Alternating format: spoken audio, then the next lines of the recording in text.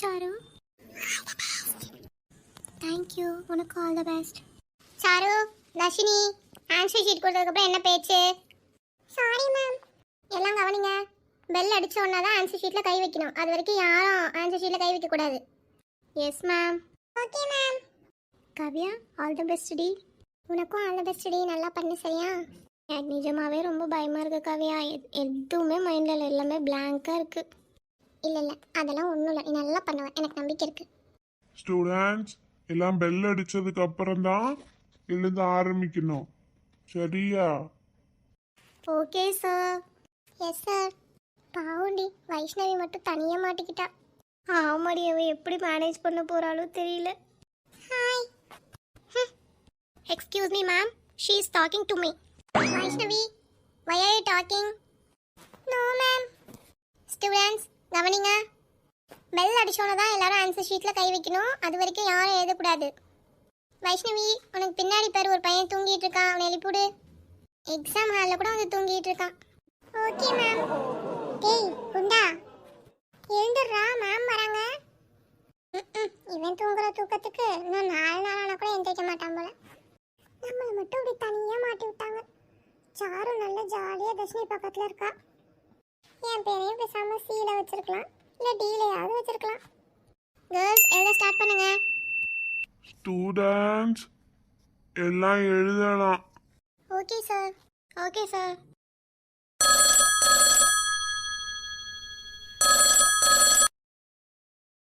இந்த ஃபோனை எங்கே வச்சேன்னு தரலையே. ஹலோ ஹலோ, பேசுறது கேட்குதா கேட்கலையா? ஹலோ, லைனில் இருக்காங்களா இல்லையா? லைனில் தான் இருக்காங்க, ஏன் பேச மாட்டாங்க? Hello hello.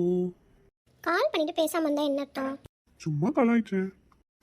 சரி, என்ன பண்ணுறீங்க? என்ன பண்ணுவாங்க, தூங்க வேண்டியதான். சாப்பிட்டாச்சு. ஓ அப்படியா? நானும் சாப்பிடல, ஒரே அலைச்சல் இன்னைக்கு. சரி, மேடம் கிட்ட பேசவே இல்லையே, ஒரு வாரம் ஆச்சு பேசின்னு தான் கால் பண்ணேன். ஓஹோ, ஏன் இன்னும் சாப்பிடல? சாப்பிடணுமா, ஒரே அலைச்சல். இப்போ தான் வீட்டுக்கு வந்தேன், இனிமேல் தான் சாப்பிடணும். மேடம் தான் காலே பண்ண மாட்டீங்க, நானாக பண்ணாதான் உண்டு. நான் கால் பண்ணுறனால ஒன்றும் இல்லை, நீங்கள் எங்கே இருப்பீங்க என்ன பண்ணுவீங்கன்னு தெரியாது. அதனால தான் சரி டிஸ்டர்ப் பண்ணிடக்கூடாதுல வேலை நேரத்தில், அதனால தான். பாருடா எவ்வளோ அக்கறேன்னு. பின்ன இல்லையா? சரிம்மா, முக்கியமாக நான் இப்போ எதுக்கு கால் பண்ணேன்னா, நெக்ஸ்ட் வீக்கில் வந்து நாங்கள் அங்கே வந்துடுவோம், அதை சொல்கிறதுக்கு தான் கால் பண்ணேன். அப்படியா? ஆமாண்டா. அப்போ இனிமேல் இங்கேயே தானே இருப்பீங்க, சென்னை போக மாட்டீங்களே? ஆமாம்மா. இங்கே வீடு கட்டி முடிச்சிட்டிங்களா? இல்லைம்மா, ஒர்க் நடந்துக்கிட்டே இருக்குது. எப்படியும் ஒரு 2-3 மந்த் ஆகிரும். அது வரைக்கும் வெளியில தான் இருக்க மாதிரி இருக்கும் வாடகைக்கு. ஓஹோ, இங்கே யார்கிட்டையும் வீட்டுக்கு சொல்லியிருக்கீங்களா, இல்லை நான் எதுவும் ஹெல்ப் பண்ணணுமா? மேடம் என்ன ஹெல்ப் பண்ணுவீங்க? இல்லை ராகுல், வீடு எதுவும் பார்க்கணுன்னா நான் உங்களுக்கு தகுந்த மாதிரி பார்த்து வைப்பேன் மெயினில், அதுக்காக கேட்டேன். ஓ அப்படியா? அப்போ வீடு இருக்கா? வீடெல்லாம் இருக்குது, நீங்கள் சொல்லுங்கள், வேணும்னா ஃப்ரெண்ட்ஸ் இருக்காங்க பேசிக்கலாம். ஓகேம்மா, நான் அப்பாட்ட பேசிட்டு என்னன்னு கேட்டு சொல்கிறேன். நான் ஆல்ரெடி மாமா கிட்ட சொல்லியிருக்கேன், இந்த மாதிரி வீடு ஒன்று இருக்குன்னு சொல்லியிருக்காரு. அது சரியாக வந்தால் பார்ப்போம், அப்படி இல்லைன்னா உன்னை காண்டாக்ட் பண்ண சொல்கிறேன். யார்கிட்ட சொல்லுங்க என்ன காண்டாக்ட் பண்ண சொல்லி? சாரி, உன்னை காண்டாக்ட் பண்ணுறேன் அப்படின்னு சொல்கிறதுக்கு தான் அப்படி சொல்லிட்டேன். ஓகே ராகுல், கிளம்பும் போது கால் பண்ணுங்கள். எதுவும் ஹெல்ப் வேணும்னா சொல்லுங்கள், பண்ணிடலாம். ஓகே ஓகேம்மா, thank you. Good night. Good night, sweet dreams. வைக்கிறேன். ஓகே. என்ன சிந்து, எப்படி எழுதுன? நல்லா எழுதுனேன்டி. சரியான ஆள் தாண்டி, போகிறதுக்கு முன்னாடி அவ்வளோ கன்ஃபியூஷனாக இருக்குன்னு சொன்னேன். அப்பா அப்படி தாண்டி இருந்துச்சு. எனக்கு தெரியும் நீ நல்லா எழுதுவேன்னு தெரியும். ஏன் அப்போ நீ நல்லா எழுதலையா? நானும் நல்லா தான் எழுதியிருக்கேன், இருந்தாலும் உனக்கு கேட்ட நீ தானே புலம்புன்னு புலம்புன, அதனால. இந்தாடி நம்மளே வந்துட்டோம், இன்னும் தர்ஷினி அவங்கெல்லாம் சாருலாம் காணா. அதான் பாரு, இந்த வைஷ்ணவியை கூட காணா. அவ தனி கிளாஸ் அடி. தெரியுது, நீ அதான் கேட்குறேன். ஹலோ. என்ன வைஷ்ணவி, எக்ஸாம் எப்படி எழுதுன? நான் நல்லா தான் எழுதுனேன், பாஸ் ஆயிடுவேன். எங்க சாரும் தர்ஷினியும் காணா? தெரியல, நான் கிளாஸ்ல இருந்து அப்படியே இங்கே கேன்டீனுக்கு பக்கம்னால நான் இங்கே வந்தேன். ஆமாம்மா, இல்லைன்னா வைஷ்ணவி வந்து கேன்டீன் பக்கமே வர மாட்டா. இன்னும் கம்மலடி, இப்போதான் நான் வரதே இல்லை, அதெல்லாம் முன்னதான். அப்படியோ பாஸ் ஆயிருவீல? பாஸ்லாம் ஆயிருவேன் தர்ஷினி. இதோ அங்கே நிற்கிறாளுங்க பாரு. ஹாய். வந்துட்டீங்களாடி? வயசு எப்படி எக்ஸாம் எழுதுன? பாஸ் ஆயிடுவேன்னு நினைக்கிறேன் சாரு. நானும் அப்படிதான் நினைக்கிறேன். தர்ஷினி ஓகே தானே? எல்லாமே அட்டென்ட் பண்ணிட்டேன் காவியா. சென்டமா பேபி சூப்பர் டி. சிந்து சொல்லுடி, என்கேஜ்மெண்ட்லாம் எப்படி போச்சு? ஏன் கேட்குற? பரபரன்னு என்னை டென்ஷன் ஆக்கிட்டாங்க கொஞ்ச நேரத்தில். யாரையும் கூப்பிடலடி, சிம்பிளாக தான் வீட்டோட பண்ணாங்க. எங்கள் வீடு அவங்க வீடு மட்டும்தான். அதனால என்கேஜ்மெண்ட்லாம் நல்லபடியாக முடிஞ்சிருச்சு. அதுக்கப்புறம் தான் கூத்து நடந்துச்சு. என்னாச்சு சிந்து? அதை ஏண்டி கேட்குற? என்கேஜ்மெண்ட்லாம் முடிஞ்சு நான் பாட்டுக்கு யார்ட்டையும் சொல்லாமல் வேகமாக வந்துட்டேன். கார் எடுக்க சொல்லிவிட்டு சரி டிரைவரை நான் போய் சொல்லிப்பாருன்னு நினச்சிட்டு அது என்ன ஆயிடுச்சு, வெளியில் வாட்ச்மேன் அங்கிள்கிட்ட மட்டும் சொல்லிட்டு இன்ஃபார்ம் பண்ணிடுங்கன்னு சொல்லிட்டு நாங்கள் கிளம்பிட்டோம். இவர் சொன்னாரா சொல்லலையான்னு எதுவுமே தெரியல. கார் வழியில் பிரேக் டவுனு. அதுக்கப்புறம் ஃபோனை கார்லேயே வச்சுட்டு நான் பாட்டுக்கு பஸ் ஸ்டாப்க்கு நடந்து வந்துட்டேன். ஐயோ அப்புறம் என்ன, ஃபோனும் பண்ண முடியாமல் பஸ்ஸில் எந்த பஸ்ஸில் ஏறுறது என்ன எதுன்னு தெரியாமல் நான் பாட்டுக்கு அழுதுகிட்டே வந்துட்டேன்.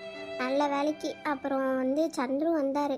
வந்துட்டு நான் அவரை பார்க்கல, ஆனால் அவர் என்னை பார்த்துட்டு அதுக்கப்புறம் நிறுத்திட்டு என்ன ஏதுன்னு கேட்டார். அப்புறம் அவரே கொண்டாந்து ட்ராப் பண்ணிட்டு அப்புறம் ஆறுதெல்லாம் சொல்லிட்டு போனார். நீ எதுக்கடி எக்ஸாம் டேட் அப்போ போய் என்கேஜ்மெண்ட் வைக்கிறது ஒத்துக்கிட்ட?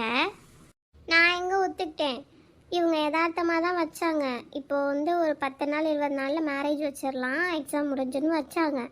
ஆனால் இப்போ என்னமோ இந்த நாள்லலாம் வைக்கக்கூடாதான். அதனால் இனிமேல் மே மாதம் தான் தமிழுக்கு வைகாசின்னு சொன்னாங்க. ஏதோ அந்த மந்தில் தான் இனிமேல் வைக்கணுமா. இப்போ சொல்லப்போனால் 5 மாதம் இடையில இருக்குது. என்ன பண்ணுறதுன்னு ஒன்றும் புரியல. ஐயோ ஆமாடி, நீ மேரேஜ் சீக்கிரங்கிறனால தானே பரவாயில்லன்னு என்கேஜ்மெண்ட்டுக்கு ஒத்துக்கிட்ட. அப்படி தான் நினச்சேன். அப்புறம் ஐயர் தான் சொன்னார் இந்த மந்த்லலாம் வைக்கக்கூடாது, வைகாசி மாதம் தான் வைக்கணும்னு சொல்லிட்டாரு. அதனால் வீட்லேயும் ஒத்துக்கிட்டாங்க. அப்புறம் பேசி எல்லாம் முடிவெடுத்தாங்க. சரி வாங்க பேசிக்கிட்டே போகலாம். நானும் இன்னைக்கு பஸ்ஸில் தான் வர்றோம். ஏண்டி நான் தான் ஃபோன் எடுத்துகிட்டு வரலையே, எப்படி இன்ஃபார்ம் பண்ணுறது? சரி என் ஃபோன்லேருந்து பண்ணுறியா? உன்கிட்ட தான் ஃபோனே இல்லையடி. ஹே அவர் வாங்கி கொடுத்தாரடி. எவரு?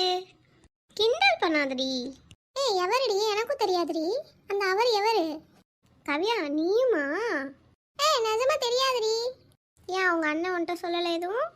எந்த அண்ணன்? எனக்கு எந்த அண்ணனும் இல்லை, தம்பி தான் இருக்கான். உங்க தருண் அண்ணன் உனக்கு தெரியாதாடி? ஓ தருண் அண்ணா, தருண் அண்ணன் உனக்கு எப்படி தெரியும்? நிஜமா தெரியாத மாதிரி பேசாதடி. சரி டென்ஷன் ஆகாத. தெரியும். நீ என்னடி தெரியுங்கிற?